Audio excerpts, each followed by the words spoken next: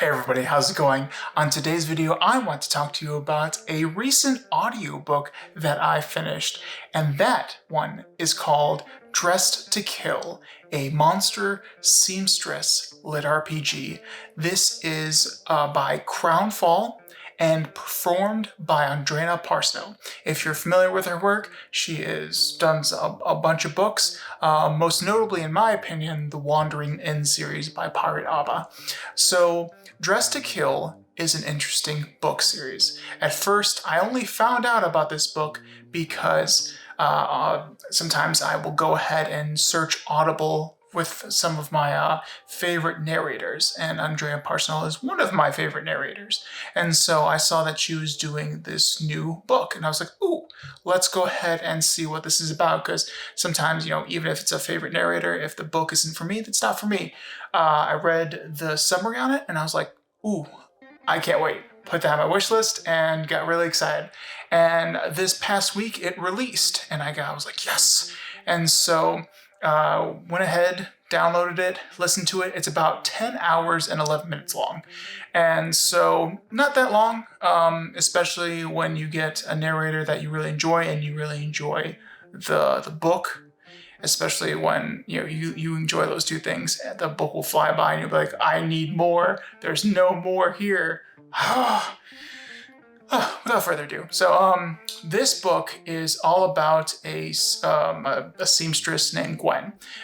She is a daughter to a noble and a seamstress. So in this series, gamified series, you're going to go ahead and get your class from your mom or your dad, apparently. And so when it was time for her to get her class and get opened up to the system, she got seamstress, and she was not a noble.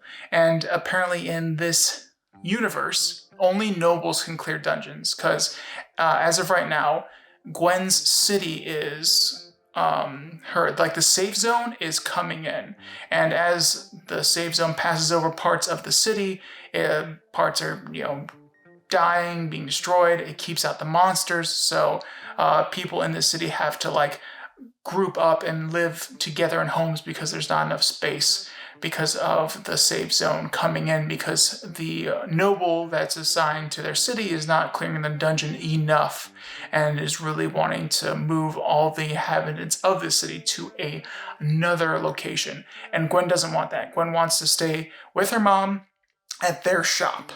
So she, after getting her class and seeing that she's not a noble, so she can't legally go through and clear the dungeon, she secretly starts clearing the dungeon. And when she got her class that day, she went ahead and a friend of hers made her a giant sword, like a sewing needle sword, which was super BA. Love it. And because most people thought in the town that she was going to become a noble because her father, that's not in the picture, was a noble, or is a noble. I'm still not sure if he's alive or not. But so she doesn't get her noble class, but she's a seamstress, and she still wants to clear the dungeon. So she does it secretly, and with the sword being a needle at the same time, the system recognizes it, and so she starts using her seamstress abilities to kill monsters. Lo and behold, as she's doing this, she finds out a friend of hers is also doing this. Her friend Sandy is a butcher and has been clearing the dungeon to keep the safe zone from coming closer and destroying the town, and trying to keep that from happening. It's not really working out that well.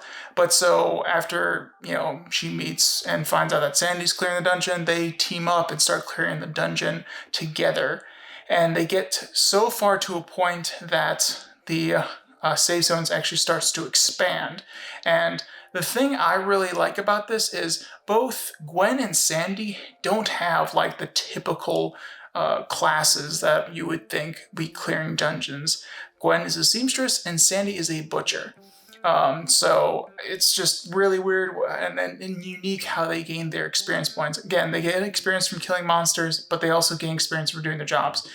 Sandy butchering all the monster and getting all the monster meat from and all the leather from the creatures they kill, and Gwen from making uniforms and armor and stuff out of the monster parts, which is really cool. I love how the author flipped the expectation on the head of what do you think is clearing, who you think clears dungeons. And I love how they use the abilities of the crafters to take care of the monsters. But yeah, this is a very, really cool book because it's just, again, flipping the expectation on its head. And so they keep doing it, and they're, also the noble of the town doesn't like that someone's clearing it, so there's a little bit of that going on.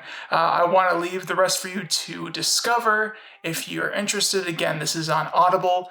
I'm not sponsored by Audible. I know I mentioned, I think, a lot of Audible in my videos about audiobooks. It's just that's where I go to get my audiobook fix, because this is where I go.